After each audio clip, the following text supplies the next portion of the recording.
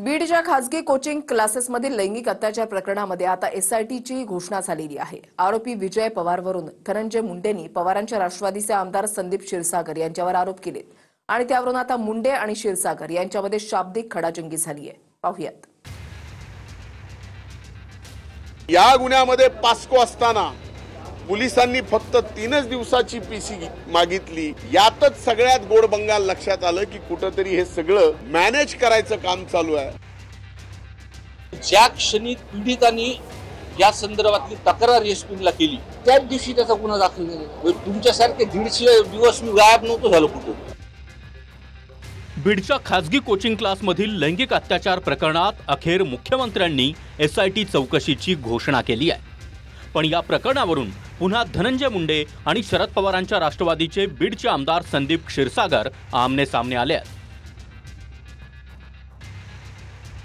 आरोपी विजय पवार हा संदीप क्षीरसागरांचा निकटवर्ती असून मुंडेंनी क्षीरसागर यांच्यावर आरोप केले आहेत। साध्या गुन्ह्यात पीसी मागितली तर कोर्ट 14 दिवसाची पीसी देतं, पण या गुन्ह्यामध्ये पास्को असताना पोलिसांनी फक्त 3 दिवसाची पीसी मागितली आणि कोर्टाने 2 दिवसाची दिली। यातच सगळ्यात गोड बंगाल लक्षात आलं की कुठेतरी हे सगळं मॅनेज करायचं काम चालू आहे आणि याच्यातला शेवटचा आरोपी जो कोण असेल त्याला शिक्षा व्हावी। आज मी माननीय मुख्यमंत्र्यांचे, उपमुख्यमंत्र्यांचे आणि सरकारचे आभार मानतो। त्यांनी तात्काळ 24 तासाच्या आत मागणी केल्यानंतर एसआयटी नेमण्याच्या संदर्भात निर्णय घेतला। मी त्यांचे आभार मानतो। नाही, तपासलेच पाहिजे। मला पूर्णपणे सहमत आहे मी की माझ्या आणि मला असं वाटतं पोलीस मी तपासली सुद्धा असतील आणि ह्या गुन्हा दाखल करायला ह्याला काही 10 दिवस लागले नाही गुन्हा दाखल करायला। म्हणजे मी जरी आमदार असलो आणि ते माझ्या जवळचे असले तरी ज्या क्षणी पीडितांनी या संदर्भातली तक्रार एसपीला केली त्याच दिवशी त्याचा गुन्हा दाखल झाला। तुमच्यासारखे 150 दिवस मी गायब नव्हतो झालो कुठं। आरोपी विजय पवार आणि प्रशांत खाटोरकरची आता 5 जुलैपर्यंत पोलीस कोठडी वाढवण्यात आली आहे। पण पॉक्सो सारख्या गुन्ह्यात सुरुवातीला पोलिसांनी 3 दिवस कोठडी मागितली आणि गुन्हा दाखल झाला तेव्हा आरोपी विजय पवार त्या रात्री संदीप क्षीरसागर यांच्यासोबत होता असा आरोप अधिवेशनाच्या पहिल्याच दिवशी धनंजय मुंडे यांनी क्षीरसागर यांच्यावर केला आहे। संदीप क्षीरसागर किंवा बीडचा लोकप्रतिनिधी या प्रकरणापासून लांब राहूच शकत नाही। क्षीरसागर यांचा काही सहभाग आहे का? एक मिनिट, त्यांचा सहभाग आहेच। एक लोकप्रतिनिधी मी रोज रस्त्यावरती काम करतो। तुम्ही जर माझ्या फेसबुक पोस्ट बघितल्या तर चहाच्या टपरीवर मी सकाळी असतो। लोक येतात, बोलतात, भेटतात, त्यांचे माझे संबंध नाही आहेत असं म्हणत नाही, पण जरी असले पण ते अटक झालेले आहेत आणि ते कारवाईला समोर जातात। या प्रकरणामध्ये मी पीडिताच्या घरी सुद्धा जाऊन भेटणार होतो, पण मी म्हणलं आता त्यांचं थोडंसं ते डिस्टर्ब आहे, त्याच्यामुळे मी इथून गेल्यानंतर शनिवार रविवार त्यांच्या घरी जाऊन त्यांना भेट देणार आहे। मुंडे आणि क्षीरसागर यांच्यातील वाद सरपंच संतोष देशमुखांच्या हत्या प्रकरणापासून वाढलाय। मुख्य आरोपी वाल्मिक कराडकडून मुंडेंवर आरोप करणाऱ्यांमध्ये क्षीरसागरही होते। पुढे मुख्यमंत्री फडणवीसांनी मुंडेंचा राजीनामा घेतला, त्याचीच आठवण मुंडेंनी क्षीरसागर यांना करून दिली।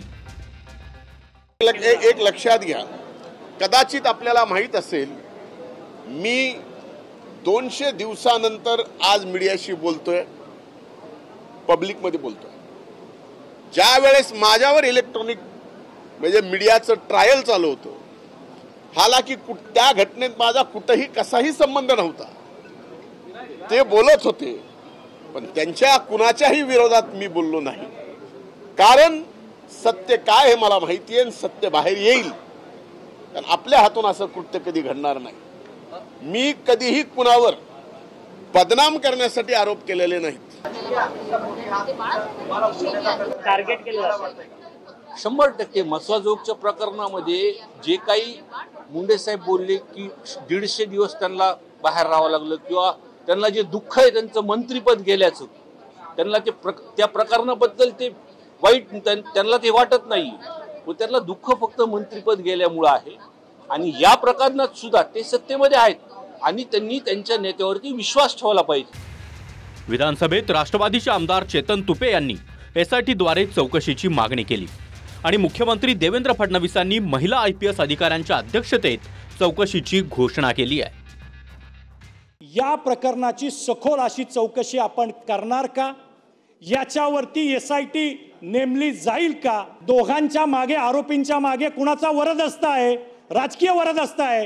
कारण ज्या बातम्या सगळ्या मीडियामधून येत आहेत त्यामुळे महाराष्ट्राच्या जनतेला असं वाटतंय की कुणीतरी गब्बर असे राजकारणी या दोघांच्या मागे उभे आहेत का? आपण असा निर्णय केलेला आहे की वरिष्ठ दर्जाच्या IPS महिला अधिकारी यांच्या अध्यक्षतेखाली एक SIT आम्ही तयार करू आणि या SITच्या माध्यमातून या संपूर्ण जी काही गुन्हा आहे त्या गुन्ह्याची चौकशी करू. याची व्याप्ती कुठपर्यंत आहे, कोणाचा वरदहस्त आहे का, कोणी याला राजकीय दृष्ट्या, सामाजिक दृष्ट्या, अजून कुठल्या दृष्ट्या वेगवेगळी वळणं देत आहे का, अशा प्रकारचाही त्याच्यामध्ये प्रयत्न आपला असेल. बीडमध्ये एका खाजगी कोचिंग क्लासमध्ये घडलेलं हे प्रकरण अतिशय गंभीर आहे. ज्या पीडितेनं पोलिसात तक्रार दिली आहे त्यात वर्षभरापासून लैंगिक अत्याचार होत असल्याचं म्हटलंय. त्यामुळे ही एकच तरुणी आहे की अजूनही काही तरुणींवर या 2 नराधम शिक्षकांनी हात घातलाय याची सखोल चौकशी आता SITद्वारे होईल.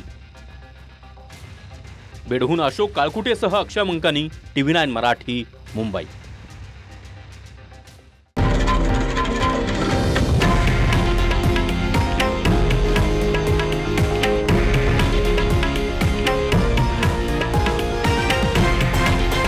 हे आहे देशातील नंबर 1 न्यूज नेटवर्क आणि आपण पाहत आहात TV9 मराठी, एकमेव.